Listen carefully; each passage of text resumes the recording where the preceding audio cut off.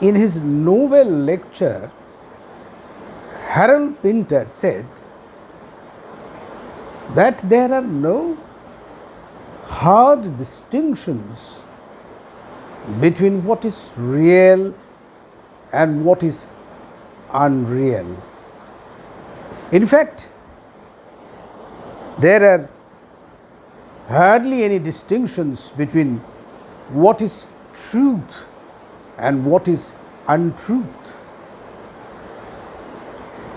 It is not necessarily true that something is perpetually true or something is perpetually false. It is possible that a thing may be true and false at the same time. The truth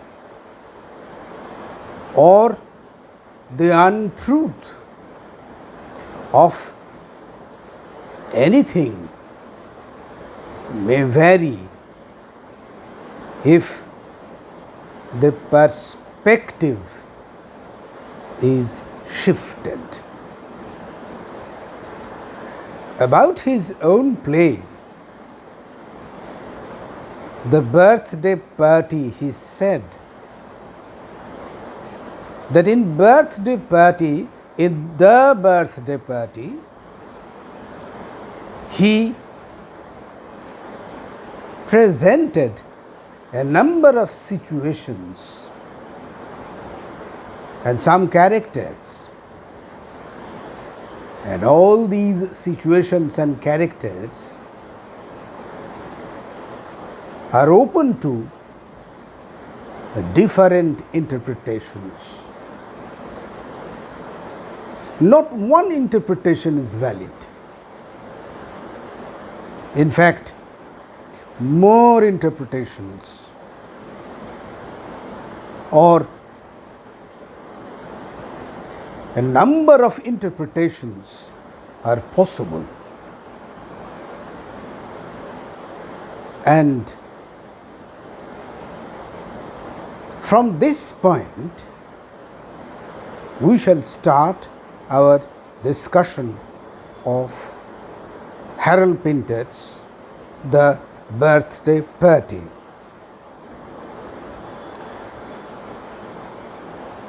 Now, how many characters are there in the play? And each character revolves round a set of situations. And there are other characters who involve in this situation of character number one, or rather the character number one may intervene into the situations of character number two, and new situations are created. And what are the interpretations of these situations? We shall talk about them in course of our discussion. Now let us begin with the first set of characters, the couple, the elderly couple, Meg and Pete. They form a pair and they live in a house near the coast of a sea, and they have decided to use their house, their residential house, as a resort. The lonely couple in their house cum residence has a lone guest Stanley. Meg and Pate, they face the same kind of situations, boring, hackneyed, monotonous, and as if Stanley has provided to them a fresh supply of oxygen. Now something different is happening in their life. This Stanley. Now who is this Stanley? They are not bothering about the identity of Stanley, but they are happy with the existence of Stanley in their situation. The situations that Meg and Pate usually were involved in, as I said, were rather boring. Same set of situations. So, Stanley is a kind of a variation to them. And Stanley himself forms a new set. The single man set. Both Meg and Pate are desperate to hold Stanley in their house. They want to keep him there in their house. When Stanley speaks of his concert, when Stanley says that he will go and perform in other cities, well, they are rather desperate to keep him there. And it is Meg who says, "Don't you go away." Again, Stan, you stay here. He'll be better off. You stay with your old Meg. So they do not want that Stanley should go away. But Stanley, as if always gives them especially gives Meg a threat that he may go away. But perhaps Stanley knows that he cannot go away. He will have to stay here. Stanley talks about his past. We do not know whether the experiences that Stanley talks about are real or concocted. But as I just now quoted from the play to show how desperate Meg was to hold Stanley in their house, in their residence, because Stanley provides the much needed variation in their life, in their lonely life.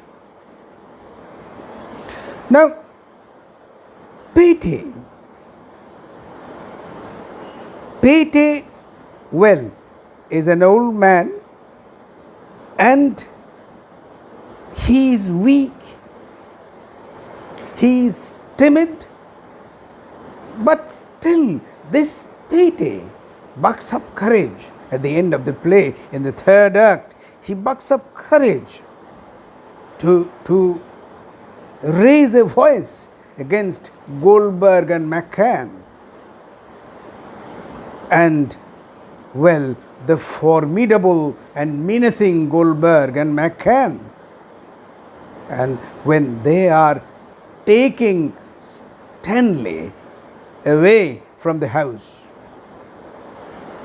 and this Patey, the old man, the feeble man, he raises his voice and he says, and I quote,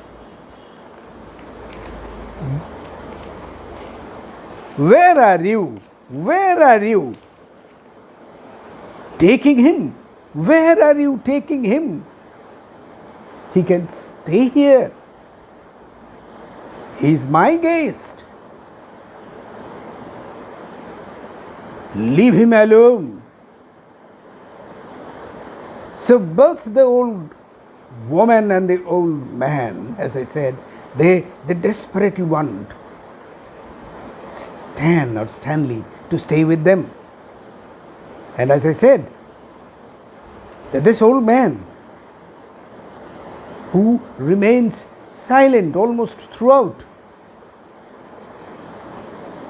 well, it seems that he is by nature a very timid man, but he raises his voice.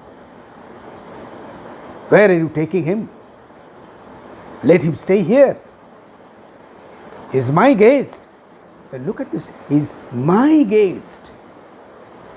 Well, as if a note of possession, a possessive instinct that this Stanley is ours. Well, so do not take him away. Leave him alone. And Meg and Patey, they think of, well, various other things, various things. Perhaps the old couple, they didn't have any children. And well, there is a question that we may raise. Did Meg and Patey think of completing their family with an adopted adult offspring?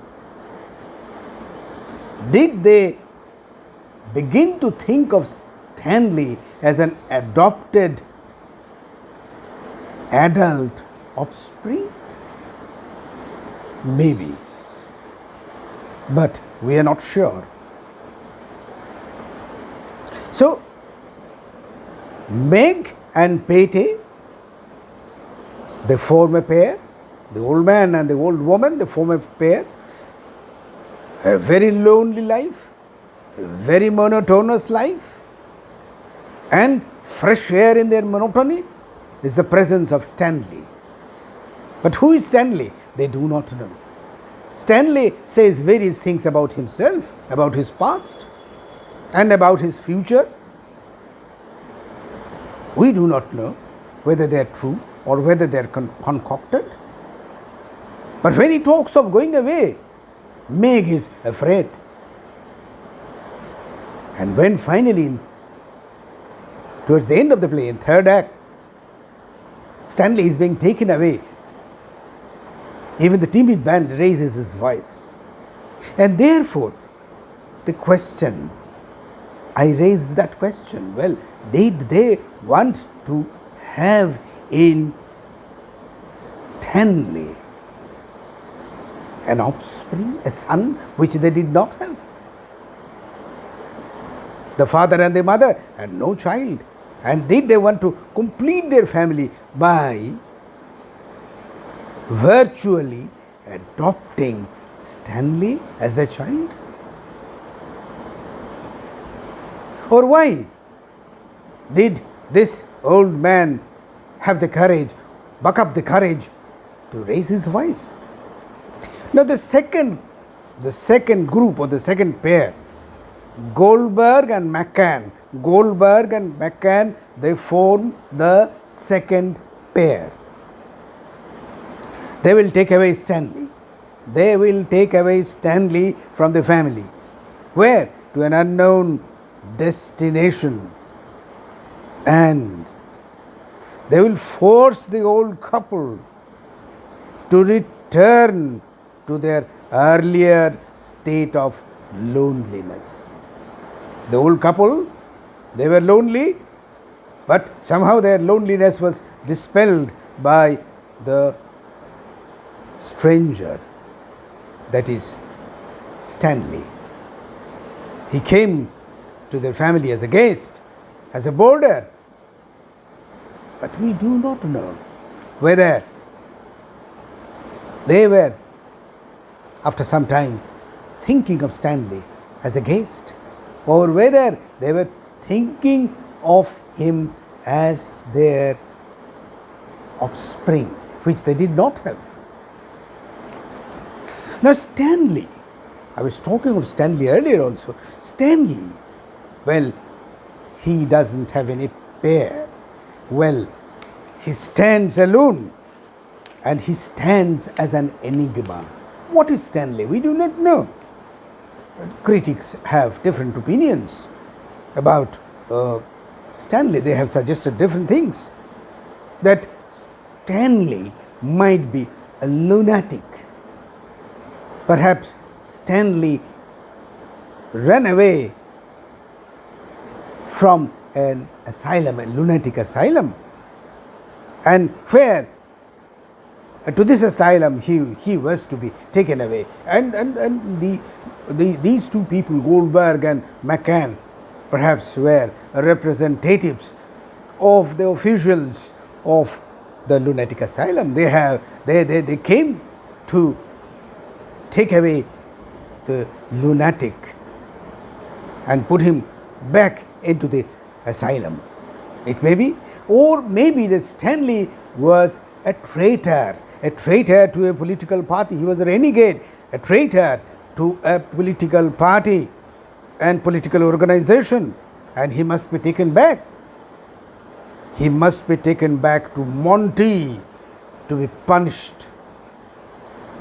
So Stanley stands as an enigma. Then Lulu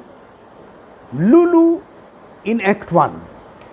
We find Lulu in Act 1, and in Act 1 she seems to be a very sensible girl, a very sensible person, perhaps the only sensible person in the whole play, because she raises some pertinent questions, very pertinent questions. And well, it is she who talks to Stanley and dares to ask him certain things. She points out that Stanley did not shave. For many days, perhaps, he did not shave, he did not wash, and he did not go out into the open. So, what kind of a man are you? You don't shave, you don't wash, you don't go out. And Lulu says, and I quote, "Come out and get a bit of air." So come out and get a bit of air. Well, because that is normal. And Lulu suggests something which is very normal. Any normal man should do that. Why are you here in a house, in a room for days on? Come out into the open. And when Stanley says that he will go to nowhere, Lulu doesn't bother to understand the meaning of nowhere. She thinks that, well, nowhere is perhaps another place, and she says, well, that is a charming proposal. So, well, even if you want to go to nowhere, come with me. Let us go to nowhere. That seems to be a very charming place.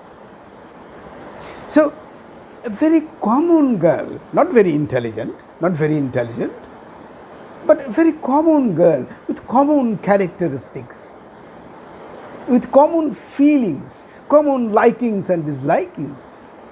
And well, such common people can raise sensible questions, as Lulu raises. And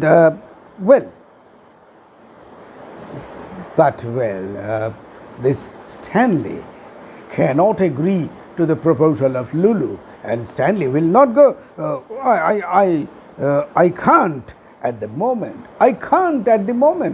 So when Lulu proposes that, well, they should go out, and well, even if it is nowhere, well, that is charming enough, fine enough. Let us go to nowhere.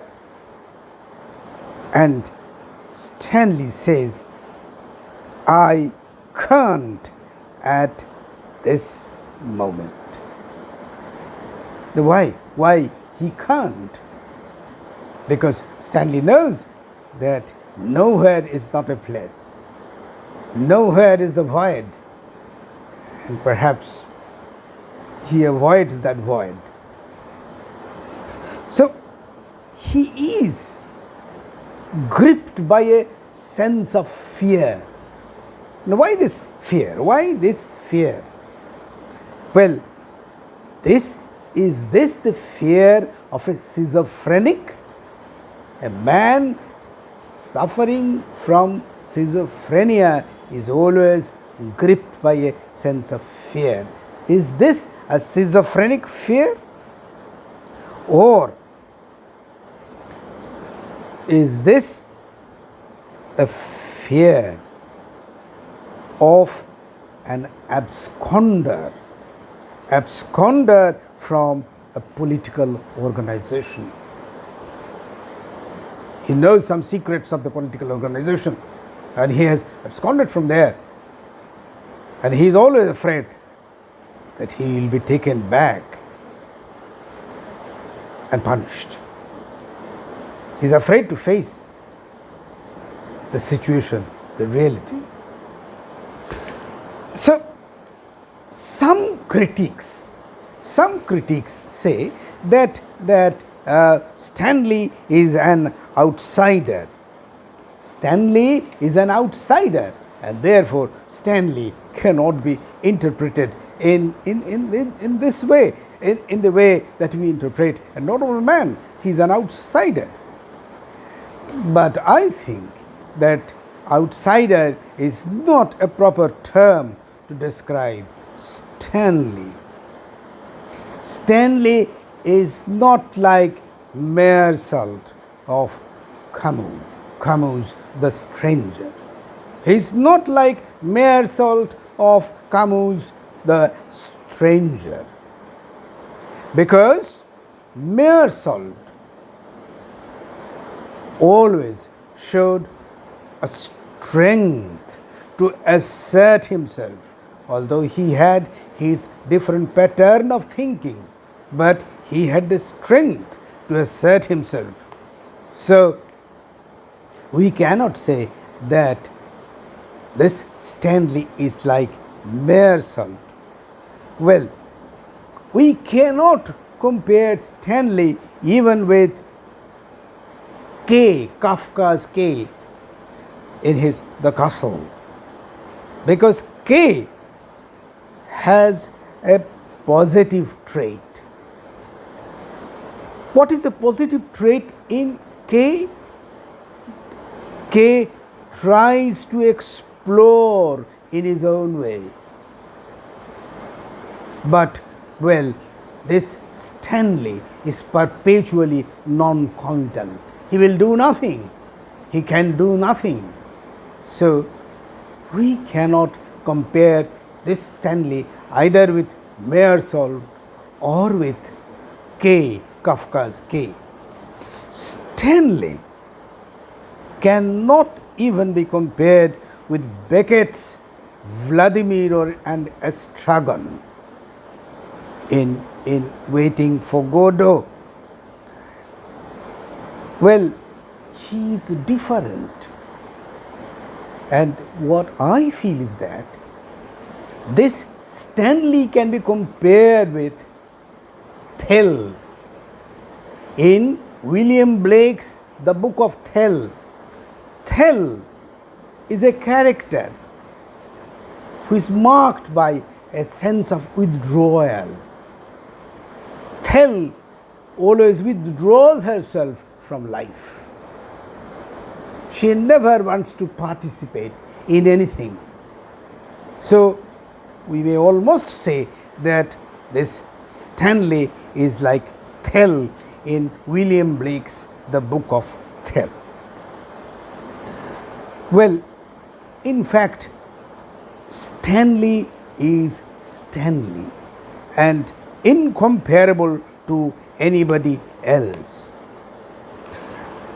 And he cannot even assert to Meg that this is not his birthday. When suddenly Meg says to Goldberg and McCann that, well, this is the birthday of Stanley, he can only feebly say, no, this is not my birthday. He cannot assert. He cannot strongly say that I shall not allow any birthday party because this is not my birthday. So there is this weakness, this perpetual sense of withdrawal. Now, so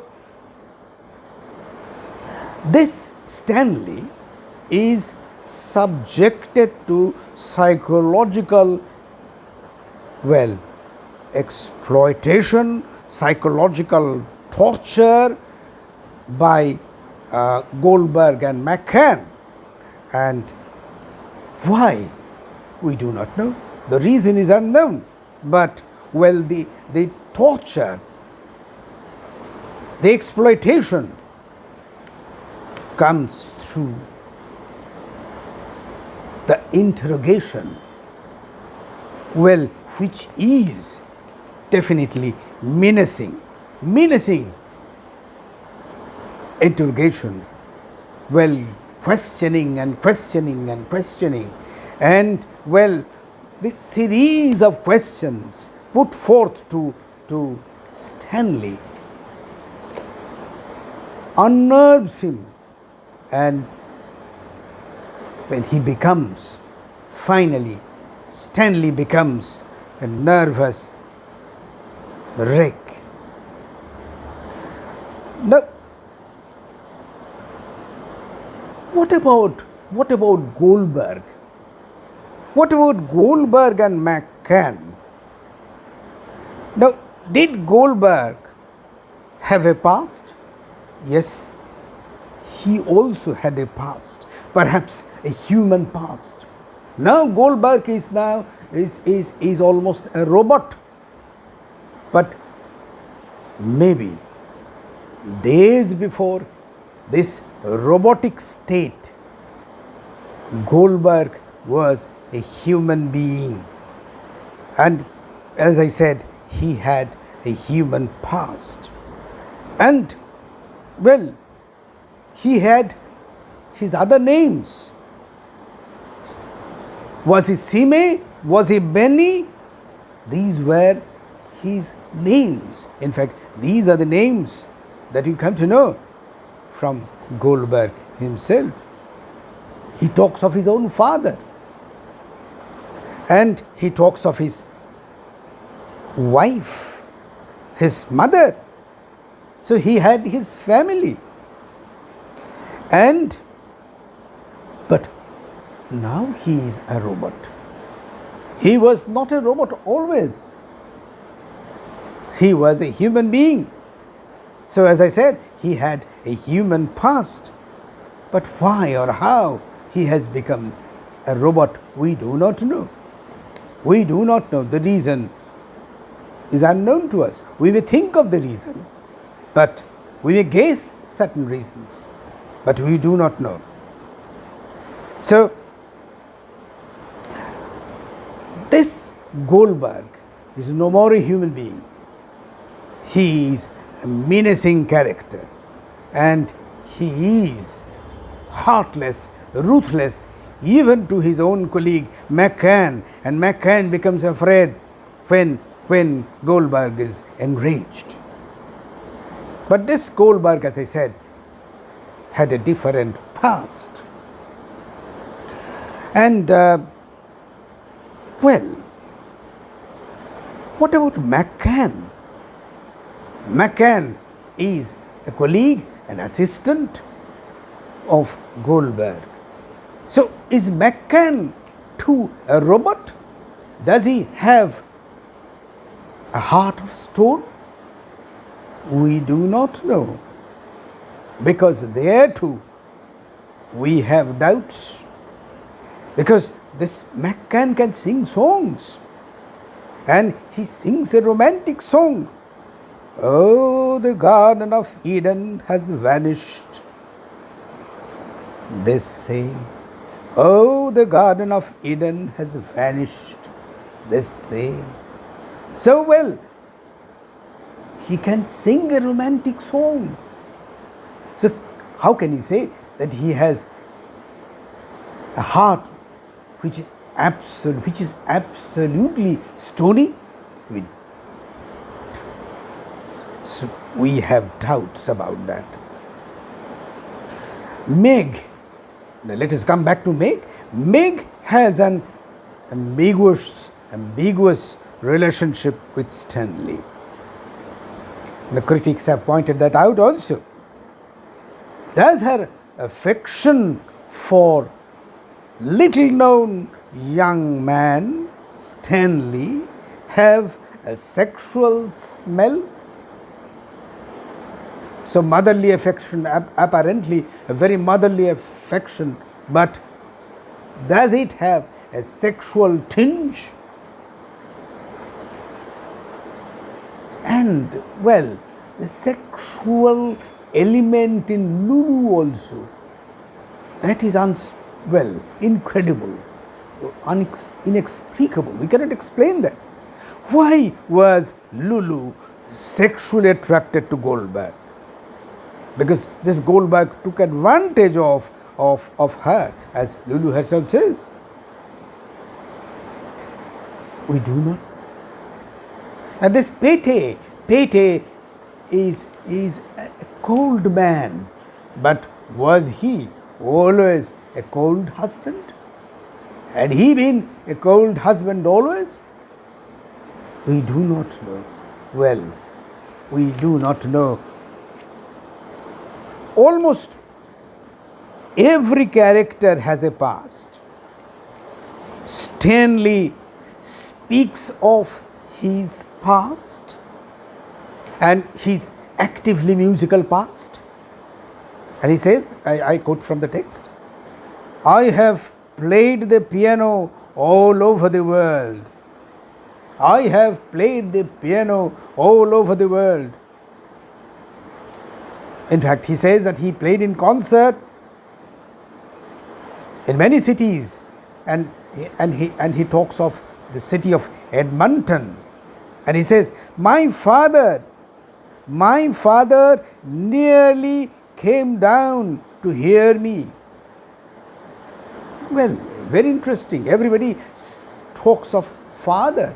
So Stanley talks of his father, his past, active past, actively musical past. Of course, we do not know whether he is making some imaginary descriptions or not. But, well, we are not sure of it. In fact, Meg also talks about her father. And my father was a very big doctor. That's why I never had any complaints. And then Goldberg, this robotish man, he also talks about his father. And he says, Benny, Benny, he said, come here. He was dying. Forgive Benny, he said, and let leave. So, talking of father and indicating that his father was a kind man. And his father always told him to be kind. But what has happened to Goldberg, or what had happened to him in the past that made him such a stone-hearted man? Well, we do not know. Nothing is clear. And even Lulu speaks of her family. What would my father say if he knew? And what would Eddie say? So, although there are limited characters, limited situations, but outside the play, we can guess there is a whole world, the whole world of existence of other characters, other situations. And that makes the whole thing so intricate. Well, when Lulu says something, and does she indicate that she knows everything that happened in the birthday party? The way the torture was conducted, the torture was inflicted on Stanley. She knows everything. And does she indicate that? Does she suggest that, the way Stanley was virtually destroyed and defiled because, it was Goldberg who suggested that in the darkness, suddenly the lights went off, and then in the darkness, it was Stanley who sexually assaulted Lulu, which was actually done by Goldberg perhaps. So what does Lulu mean when she says that she knows everything? That is also not clear. And she had developed a kind of affection or a kind of love for Stanley, the timid Stanley. But we are not clear because, she has already talked of Eddie. This Eddie is her lover. So, what about her affection for Stanley? How can we describe or define her affection for Stanley? That we do not know. And what about Pete? See, Pete throughout the play is considered most inconsequential. He is the most inconsequential character in the whole play, The Birthday Party. He is as if proverbially silent and non-committal. But there are three things which we may consider. He as if deliberately kept himself absent from the party. Why? He said that, I will not join the party. I have some other engagement. It seems that he deliberately wanted to absent himself from the party. Why? Not clear. We don't know. We do not know.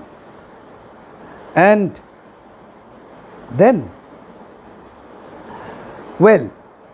he dissociated himself from the party, from the nuisance of Goldberg and McCann.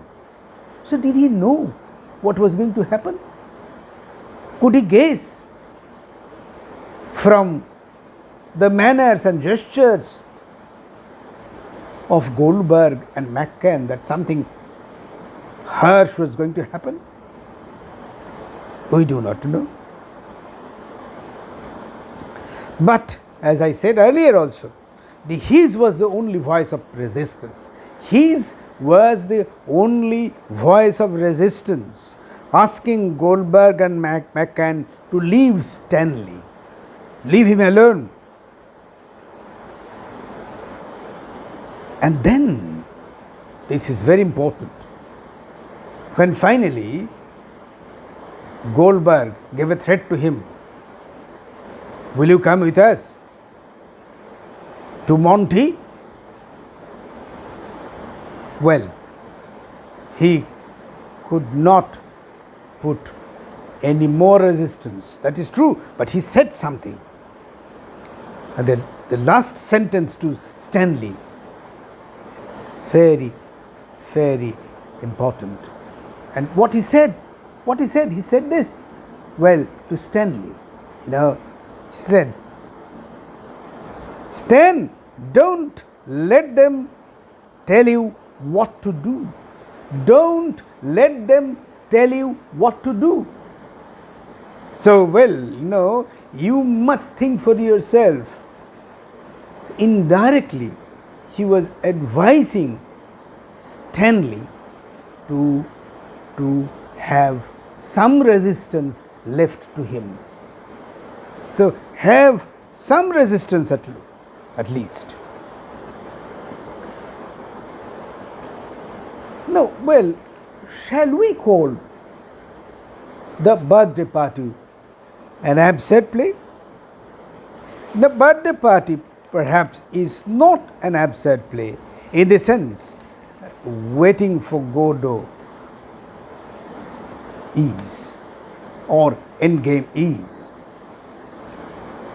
Now, the apparently mysterious and incredible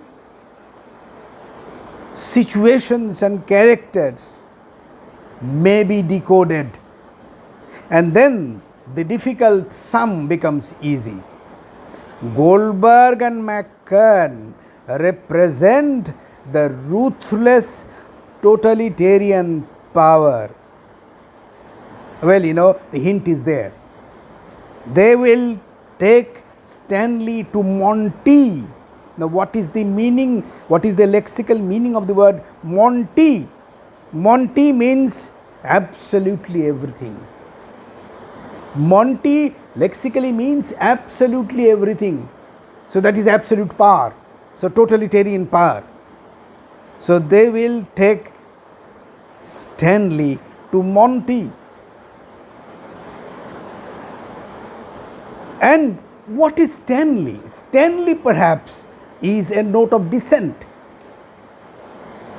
Well, in a situation which is governed by totalitarian power, any note of dissent has to be crushed. However feeble it is, it has to be crushed.